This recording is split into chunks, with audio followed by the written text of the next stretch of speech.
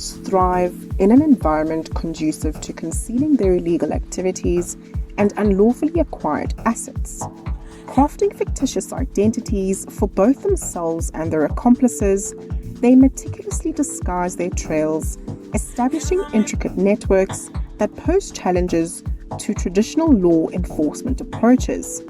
Exploiting loopholes in legal frameworks, they evade prosecution, operating effortlessly across both national and global boundaries.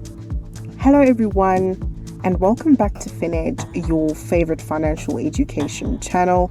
Today we present the Science of Money Laundering, a comprehensive exploration of this clandestine process and its impact, with a focus on key case studies from South Africa. Let's begin by understanding what money laundering is. Money laundering is the method by which individuals with ill-gotten gains attempt to conceal the true origin and nature of their funds. This includes hiding the source, location, and movement of proceeds obtained through unlawful activities. But why do criminals engage in money laundering, and how do they manage to get away with it? The primary motive is to transform illegal gains into seemingly legitimate funds, giving criminals control over their proceeds within the financial system. Money laundering isn't limited to a specific group. Private individuals, drug dealers, corrupt officials, and organized crime entities such as mafia groups can all be involved. Our key case studies will showcase the diverse range of individuals and activities involved in this illicit practice. Money laundering takes place when criminal assets are introduced into the financial system. The goal is to change dirty money into clean money, allowing criminals to freely use their funds. It typically occurs as criminals integrate their proceeds into the financial system through various means. Now, let's dive into the intricate process of money laundering. Criminals often follow 3 stages: placement, layering, and integration. As mentioned, we will explore detailed case studies to illustrate each stage and the methods employed. The first step, known as placement, involves introducing unlawfully obtained funds into legal financial systems. For instance, they might break down a large sum of cash into smaller amounts and deposit them into a bank or purchase various monetary instruments. For example, laundromats make great cash flowing investments and even greater businesses to potentially hide large sums of money by breaking them down into smaller amounts as quote-unquote customer services. The criminal could then deposit these funds under the guise of laundry services rendered through a registered bank. Section 28 of FICA requires all accountable institutions to report cash transactions above the prescribed limit to the Financial Intelligence Center, FIC. A bank must report cash transactions of more than 49,999 Rand and 99 cents.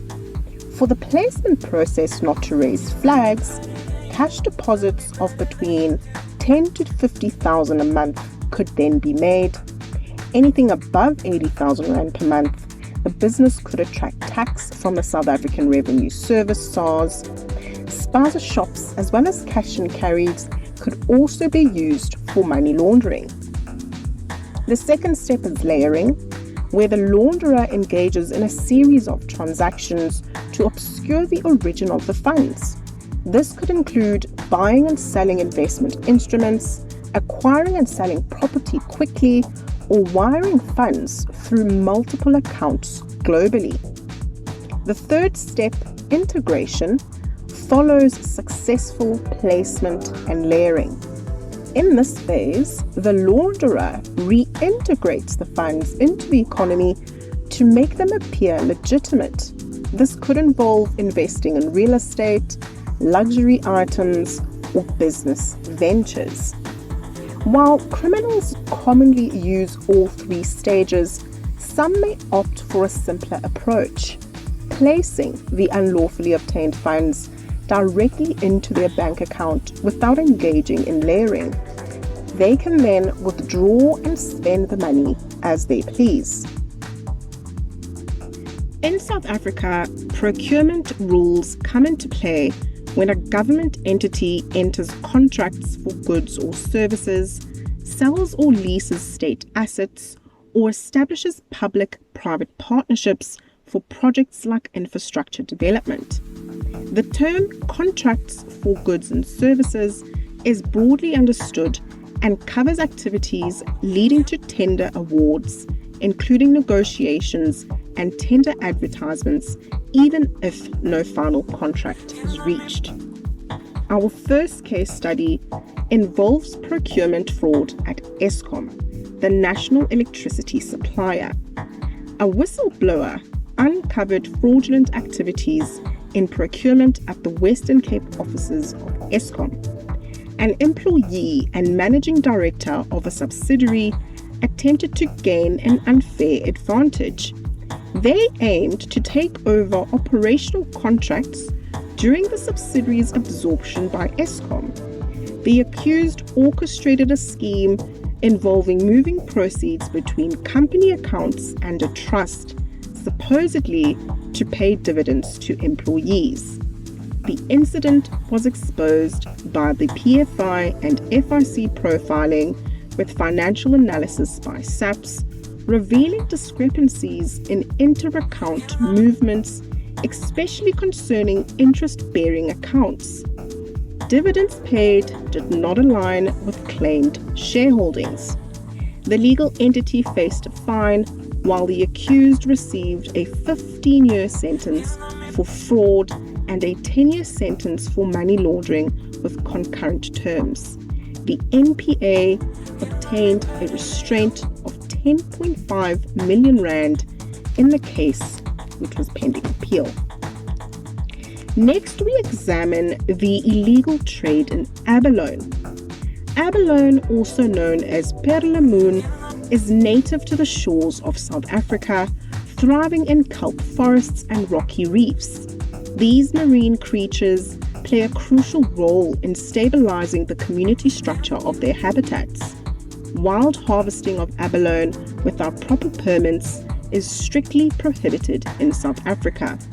Known for its exceptionally rich and valued meat, abalone is considered a culinary delicacy, often served live, frozen, or canned, ranking among the world's most expensive seafood.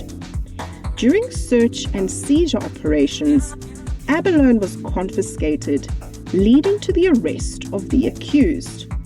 Documents seized elsewhere indicated the purchase of raw plastic intended for the export to China. Subsequent investigation revealed an imbalance between purchased and exported plastic.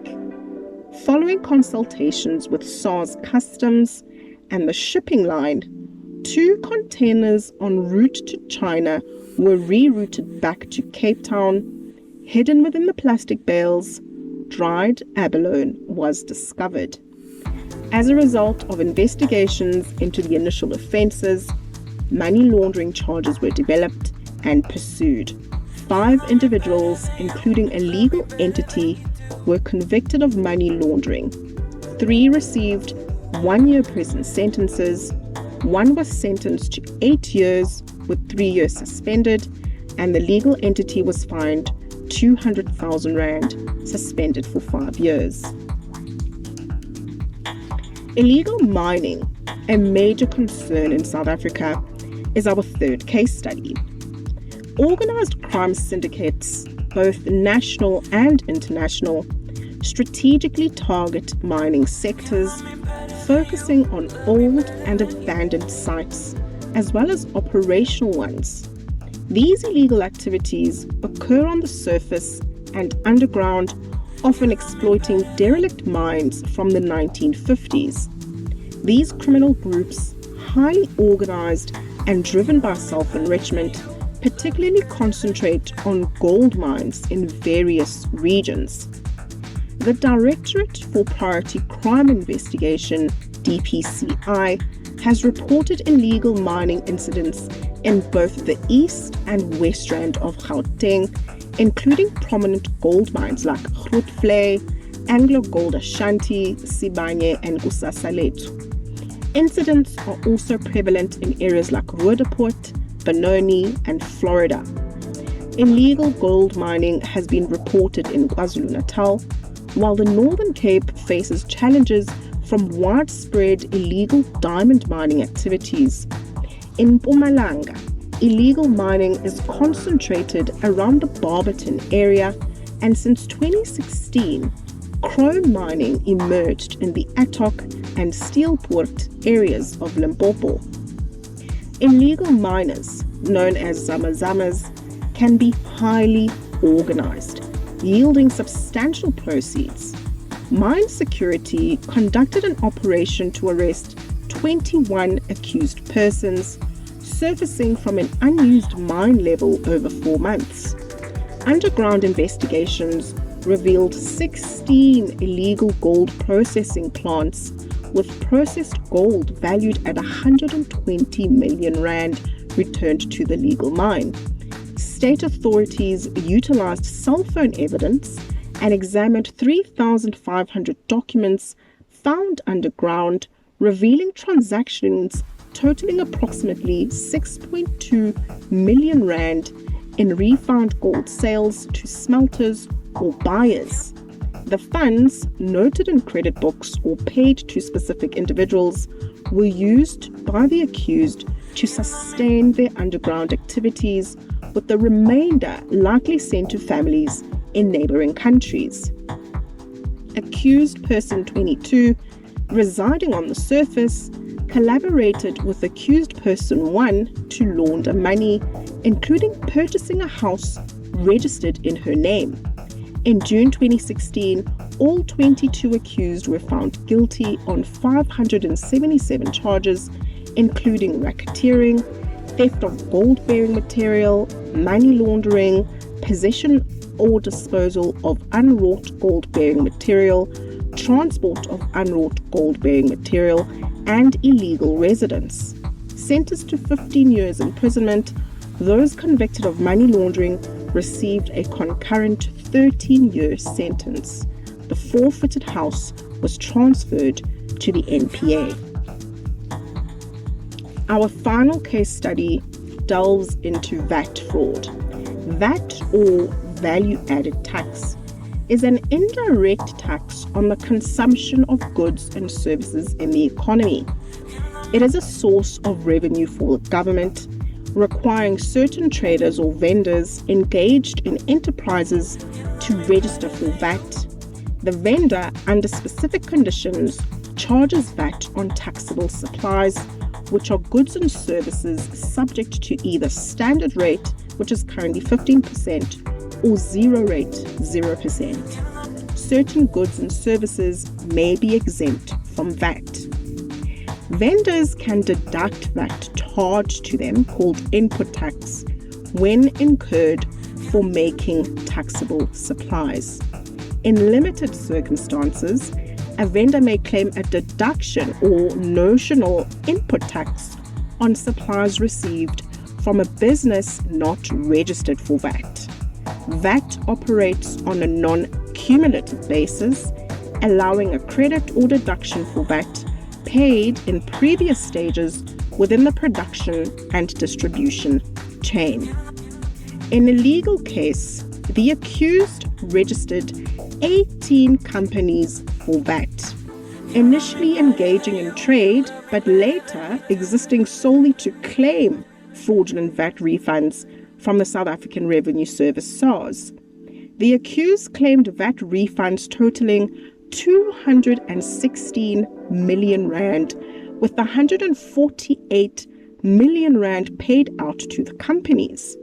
The fraudulent activity came to light during a SARS audit on one entity, revealing false export and import documents. Further investigation linked this entity to 17 others through the submission of VAT returns by the same person. SARS then went on to obtain company documents from the Companies and Intellectual Property Commission, CIPC, establishing the accused as directors of 18 entities. Bank accounts and opening documents were subpoenaed with assistance from SAPS, revealing 3 accused with signing powers. A forensic investigation by SARS uncovered the transfer of funds between entity accounts, with the accused withdrawing the bulk of the funds in cash within a month. The funds were used for property purchases, investments, and credit card payments. The accused faced charges of fraud, forgery, uttering, and 78 counts of money laundering. They received a 20-year sentence for money laundering and a 25-year sentence for other offences. Despite the FIC having contributed to the recovery of 5.82 billion rand in criminal proceeds for the year 2022-2023, South Africa still faces a high degree of money laundering.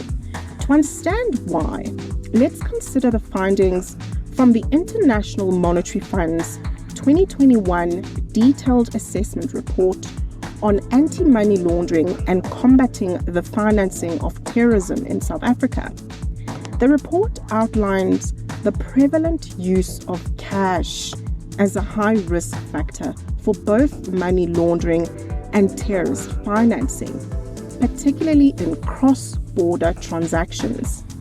Detecting and recovering cash proceeds from criminal activities pose significant challenges, requiring substantial improvements in identifying and confiscating undeclared cross-border movements of currency. Law enforcement in South Africa faces difficulties in obtaining accurate and up-to-date beneficial ownership information about companies and trusts, hindering effective investigations into money laundering and terrorist financing. With a relatively high volume of crime, more than half of reported offences generated proceeds. Primary domestic crimes contributing to proceeds include tax crimes, corruption, bribery, fraud, drug trafficking, and environmental offences. As a significant economy and a regional financial hub for sub-Saharan Africa, South Africa is vulnerable to the laundering of foreign proceeds from the region. The country is also exposed to terrorist financing risks relating to financing foreign terrorism, foreign terrorist fighters, and potential domestic terrorism. Widespread use of cash and a large informal economy, including informal cross-border remittances, often involve physical cash movement. Banks, serving as the primary entry point of the financial system, offer a diverse range of products and services. However, insufficient transparency in beneficial ownership poses a notable vulnerability, as companies and trusts are frequently misused for money laundering or predicate crimes.